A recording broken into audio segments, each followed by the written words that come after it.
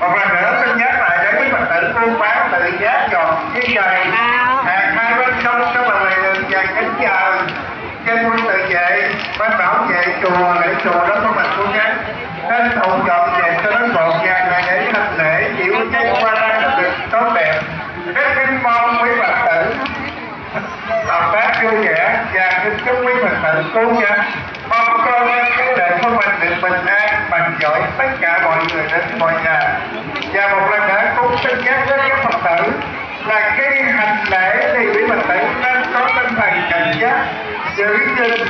trang sức tiền bạc tiền toàn của mình một cách cẩn thận, thì chúng ta không thể ỷ lại sự bảo vệ của lực lượng bảo vệ ở nơi được. Do vậy một lần nữa tinh thần cảnh giác cái vấn đề dọn dẹp chừa lại lòng lề đường và tất cả sự bảo vệ của mình phải tìm lấy.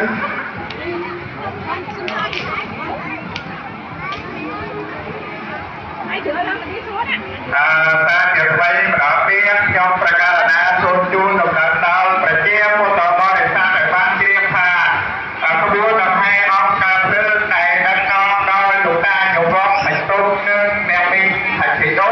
ព្រមទាំងលោកពូថាជិនផងក៏បានធ្វើដំណើរសន្សំចូលមកដល់វត្តប្រទេសចាស់ហើយដូច្នេះសូមពុទ្ធបរិស័ទយើងប្រុងប្រៀបប្រុងប្រយ័ត្នឲ្យមែនទេចំពោះបញ្ហាដែលកើតឡើងក្នុងខាងមុខគឺថាពុំមានអាណាទទួលខុសត្រូវទេមានតែរាជការមានទីបងប្អូនទាំងអស់ទទួលខុសត្រូវដោយខ្លួនឯងណានេះបដិមាឃោសនាទៅឡាញ់ក្នុងការតែអត់ទុកផ្លូវអីទេបាទទៅខ្ញុំនេះក៏ឲ្យបិទផ្លូវដែរពួកយកអត់ต้องการអត់ឲ្យមកឡាច់អត់បានផ្លូវកន្លែងហ្នឹងចាំទៅវិញទៅចាំទៅដល់ណាហើយតែចាំទៅហើយទឹកមកវិញទៅគឺlàm đến từ cho đòn xe cái này ra với giống rồi chơi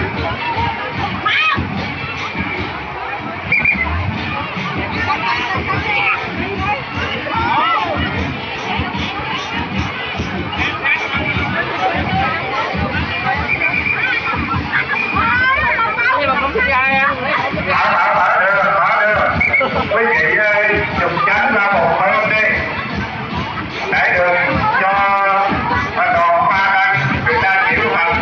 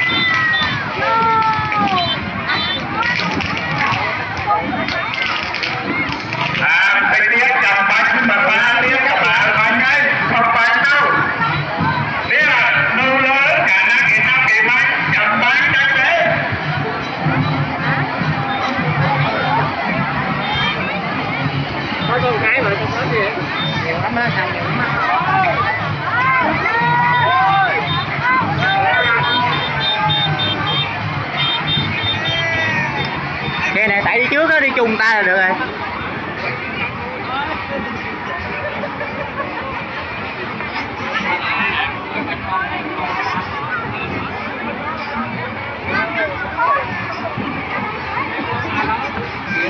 Rồi vô cái nữa rồi, vô cái nữa rồi.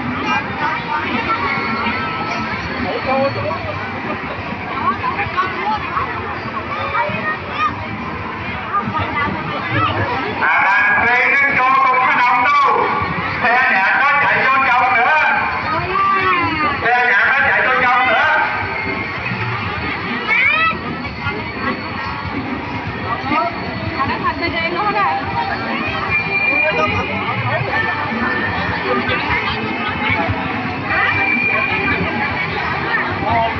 Ông cô kia đi trước đã đâu thôi lương mấy làng xe có tội thôi. Mấy anh mấy chị vui lòng để chạy lẹ. Xe chẳng có sao lại nữa.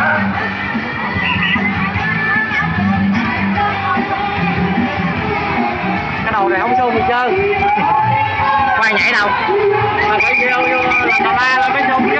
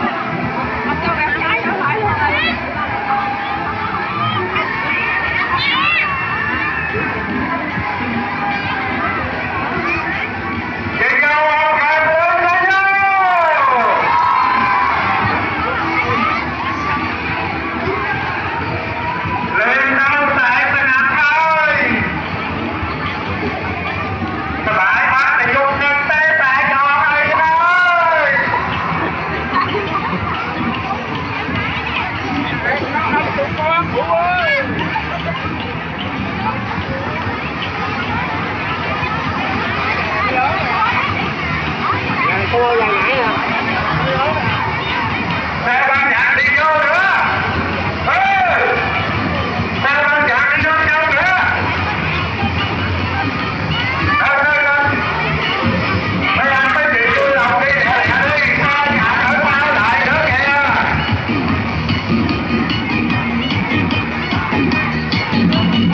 Xe nhạc nó đi vô trong nữa. Chạy vô trong nữa.